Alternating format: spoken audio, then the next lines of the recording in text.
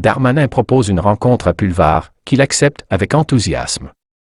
Le ministre de l'Intérieur Gérald Darmanin a proposé mardi une rencontre à Audrey Pulvar, la tête de liste des socialistes au régional en Île-de-France qu'il a accusé de diffamer la police, ce qu'elle a accepté avec enthousiasme. J'ai bien vu l'intention et la main tendue du ministre de l'Intérieur et donc je la saisis, a affirmé Mme Pulvar lors d'une conférence de presse. Le ministre de l'Intérieur me propose de me rencontrer et je me rendrai à cette invitation avec enthousiasme et un esprit purement républicain qui m'anime depuis toujours. Mardi dans un tweet, M. Darmanin a assuré avoir entendu les propos de Mme Pulvar plus tôt dans la matinée sur LCI, note de la rédaction, explicitant clairement que, pour elle, la police n'était pas raciste. J'en prends acte.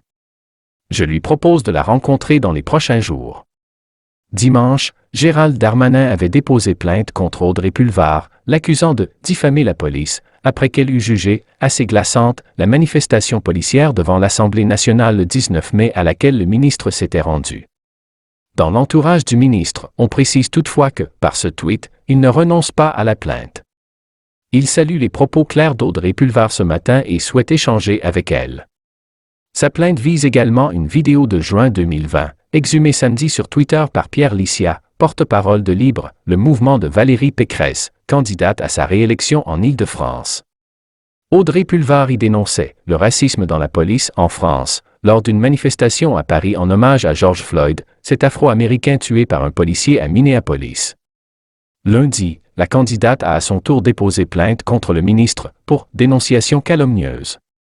Je suis contente que le ministre de l'Intérieur ait entendu mon propos dans son intégralité, qui était le même propos que celui que j'ai toujours tenu. Non, je ne considère pas que toute la police nationale soit violente et raciste. Au contraire, je soutiens la police nationale, qui est une institution de la République que je respecte, a affirmé Mme Pulvar mardi.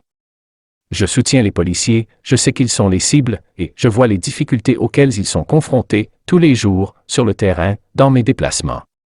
J'ai exprimé à chaque fois, à chaque drame malheureusement ma compassion et ma solidarité à l'égard des victimes, de leurs proches, de leurs collègues et de l'institution, a-t-elle soutenu. Selon elle, il arrive que des policiers et des policières se conduisent de façon anti-républicaine et dans ce cas, me semble-t-il, ils doivent être sanctionnés.